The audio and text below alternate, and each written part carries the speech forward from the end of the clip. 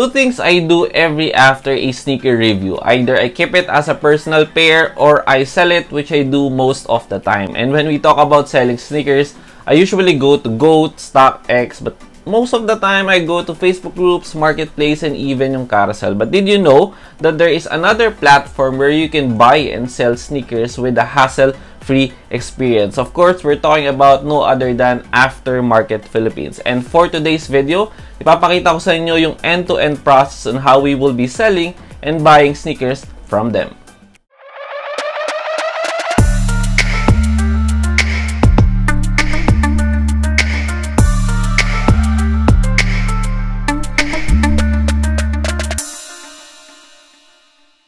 So, kung di ka pa nagsusubscribe, of course, I'd like to invite everyone to subscribe to this channel. This is where we do different sneaker contents or different sneaker reviews na ginagawa sa channel na to. Give this video a like, share it to your friends, comment down below for any sneaker suggestion that you want to feature in this channel, or you can share this to your friends so that we can create more videos like this. Now, going to the main content of this video, hahatiin natin sa dalawa, which is yung selling and buying part of this app. So, tatry ko na mag-post ng sneaker for selling and hopefully, tingnan natin kung may mga offer na. And then, kapag may offer or someone will buy it, then i-cover natin yun for this channel or for this video until ma-pick up yung pair natin and then ma-receive natin yung payout. And then, same goes with the buying feature. Mag-try tayo mag-search ng mga pwede nating bilhin and then hintayin natin hanggang makarating dito yung pair or yung item na bibilhin natin for today. Alright, so unahin na natin yung selling feature nitong Aftermarket. So, I'm not gonna go through how you will be creating an account. So, kung gusto nyo makita yon, may vlog si Noah Marcos. Mag-subscribe kayo sa kanya at panoorin yun. Ilalagay ko na rin din yung link sa baba. Tapos, ngayon, we can go straight dun sa selling feature. All you need to do is, once you open the app, mag-login ka, and then click that profile icon on the upper right part. And then, let's probably go to selling. So, makikita mo dito, you have that selling na parang banner, you have a tab for pending. I think baka ito yung mga napadala na. Yung active, meron na akong ilang listing dito actually. So, I have here the Dunks and yung Kyanite. And then, if you have sold items and even yung mga canceled, which is, ayan. Alright, so, picturean muna natin tong sapatos na to. So, kailangan natin ng picture on the side. Both sides. Yung likod, yung upper, yung sole, yung tags, tapos yung box mismo. So, tara, picture natin. On the side.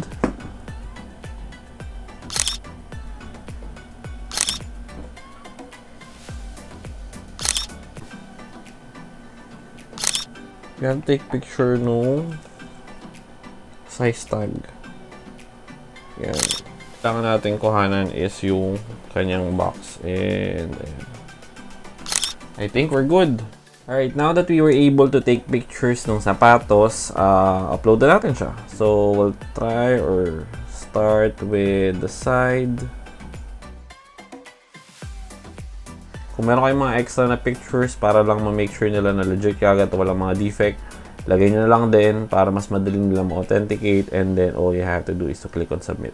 Alright, so after nyo ma-fill upan yung mga fields, after taking pictures sa sapatos nyo, and after uploading, you just have to submit it, and after submitting it, you have to wait for their verification process, yung parang initial verification nila based on the pictures na po-provide mo kung legit ba yon. And then, they will activate yung parang listing mo. Kung active na yun, you will see it on the website or the app. And then, makaka-receive ka din ng text message na parang ganito through SMS or text message basically. And then, all you have to do is to wait for the or someone who will be buying your pair. Hey guys, this is few days after ko i-shoot yung unang video on how we actually sell or parang pinost natin online dun sa website or sa app ni Aftermarket yung item natin. Unfortunately, it took some time and hindi actually nabenta yung hindi pa nabebenta yung pinost natin doon. Pero we got another item we're actually tagged as sold, which is this one. So ipakita ko lang sa inyo, this is the Nike Dunk UNLV. or medium gray yata tawag nila dito. Ayan, University of Las Vegas na colorway. So this was sold through the aftermarket, and that's a good thing. Papakita ko lang sa inyo kung paano natin ipapack to hanggang sa ma-pick up na ng driver today, kasi tinawagan ako na they will be picking up this one in less than an hour. So ano mga kailangan mo para mapack yung item? Merong instruction na binigay sa aftermarket. May kailangan ka i-print, ilalagay mo sa box. Ganun din sa Go. Almost the same process sa Go tsaka sa StockX. So all you need to do is, of course, you need to get the item, and then you need to print this one. Yeah! Ito, pinrint ko na yung parang invoice ano nila. So all you need to do is just to put this in the box, which is gagawin natin yan. Ito, ilalagay lang natin siya dito. Ayan. And then after that is, of course, you need to get a box kung saan parang double box niya, and then we're just gonna put it here. Pero before anything else, of course, ibabubble wrap muna natin yung item, and then kailangan mo ng tape, of course, kailangan mo ng scissor, and then make sure na yung package mo or yung item mo will not be damaged habang siniship yung item papunta sa aftermarket or even papunta dun sa buyer. So tara, samahan niyo ako. Alright, so item, ito na yung paper natin ulit. Lagay ko yan dyan, tapos ibabubble wrap natin.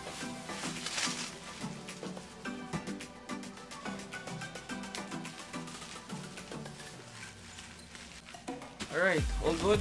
All we need to do is just to put it here again.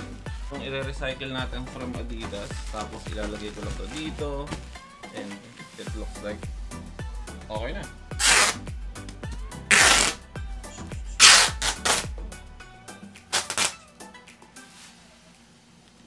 Okay, so mukhang okay na naman to. Na sila naman natin siya. Nalagyan na natin ng bubble wrap. Nalagay na rin natin sa loob yung ating item and yung ano tawag dito, yung invoice, and then hintayin na lang natin and sama ko kayo kapag na-pick up na nung shipper or nung courier yung item natin. Let's go! Finally, dumating na yung driver. Sige lang natin.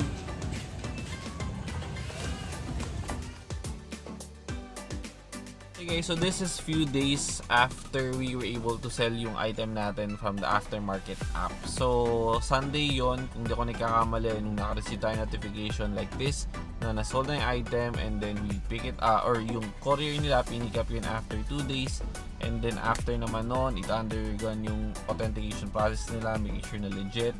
Alam ko meron silang parang in-house na legit checker sa team ng aftermarket, and then gumagamit din sila ng check up for additional layer of security, alam nyo na, para ma-make sure na yung lahat ng binibenta ng aftermarket is legit.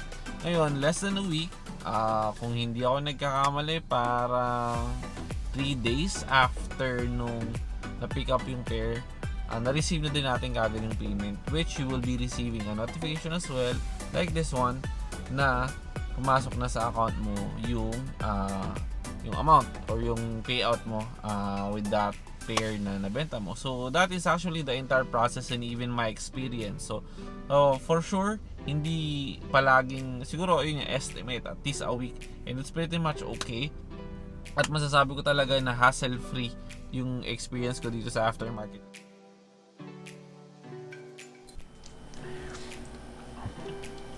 Okay, now let's go to the buying part or feature nitong mobile app ni Aftermarket. So, of course, you still need to log in.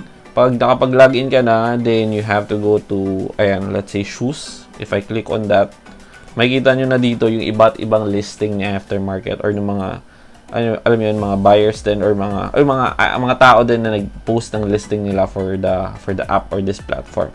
They can filter etong mga to. You can check yung sneakers or probably collectibles. You can check yung mga criteria like saang store kukuhanin, yung Binod or Green Hills, or even kung ano yung mga sale. They have filter when it comes to the brands and price and even size and condition of the sneakers. So, ang gawin natin ngayon, let's try to check yung sneakers. And, teka lang, filter kung size 8 or 8.5. Yon. Alright. So, tingnan natin kung anong pwede nating mabili. Okay, dun sa budget na tayo. Na meron tayo. Kahit wala talaga tayong budget. Tingnan natin sa pinakamura. Okay, 8.5. Merong Vans, merong Y3. Ayan, Travis Scott. 108,000. Jordan 1. Ito yung mga gusto ko eh. Jordan 1 na ano, off-white na University Blue. Sana kung merong gusto mag-sponsor baka naman. Tingnan natin yung mga collectibles pala. Filter, collectibles, and then sort low. Ayan, meron akong nakitang mura na mukhang pasok sa budget natin. Ito na lang siguro kukuhanin ko. Medyo hindi ko type yung mga ano eh. Ibang mga sneaker na medyo affordable lang. Ayan, so nakita ko na yung Funko Pop na Boro to. Actually, Naruto siya, Hokage. Number 724, anime exclusive, 825. This is gonna be my first Funko Pop kung kukuhanin ko talaga to. Pero I don't think na may nakita akong Sasuke, pero I think mas okay na to. Try nating buy now. So you have to fill up, meron ng shipping details dito. Total bank transfer. Ano to? 825, may 5% na. May 5% kapag debit or credit or PayPal. So, tara, place order. Order please. Click OK to proceed to your orders page. Okay. And then, alright. I think that's it. Yun na yun. Hindi ko lang alam kung saan nag-charge. Kung sa credit card ko ba na nakalagay dun sa app. So, ayan. Order ID, you got the status pending. I think i-ship lang to nung buyer. Nung seller pala. And then, that's it. We'll be waiting for that and I'm show you kapag dumating na dito yung binili natin.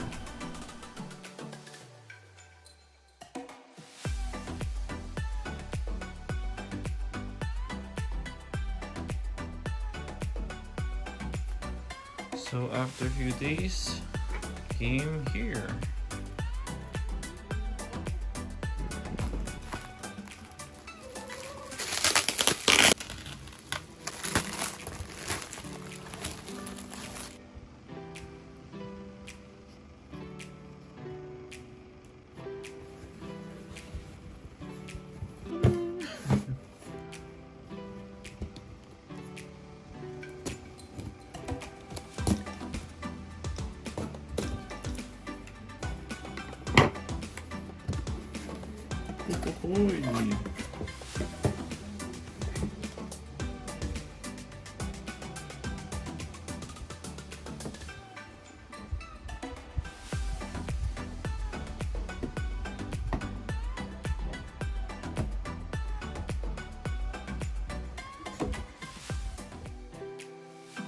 Masasabi ko talaga na hassle-free yung experience ko dito sa aftermarket. Kasi like for example, I have experience with GOAT and StockX. So, ang nangyayari, kapag nabenta mo doon, minsan you still have to print like a lot of papers. Tapos may mga babayaran ka pa, magbubuka pa ng sa UPS para i-pick up yung pair, yung mga tax declaration, blah blah blah, o kaya pupuntahan mo pa yung DHL. The good thing about aftermarket is pick up nila mismo yung pair dun sa bahay mo, sa address mo, or you also have this option kung malapit ka sa greenhouse or gusto mong bistahin yung sila Matthew, edi dalhin mo na lang or drop mo dun sa ano nila, sa shop nila. So that's a good thing about this entire process. And yun nga, mabilis lang, 1 week considering na meron pang mga parang ECQ or mga GCQ na period dito sa atin sa Manila. So yeah, I think that's gonna be it. Sobrang solid and sobrang mabilis and hassle-free yung kanilang process. So that's gonna be it for today's video. So maraming salamat for those who watch, and then if you need and if you want some more videos like this, medyo hindi tayo nagkakaroon ng mga sneaker reviews since wala akong nabibili for a personal pair sa ngayon at medyo parang more than a month na. Pero later on, I think alam ko magkakaroon tayo ng separate review for new kicks that I will be able to buy. So, yun lang naman. Maraming salamat sa inyong lahat. Thank you so much. If you can subscribe to this channel, give this video a like, share it with your friends, comment down below, and then ring the bell for you to be notified. And makita kita tayo sa susunod na video. Thank you so much.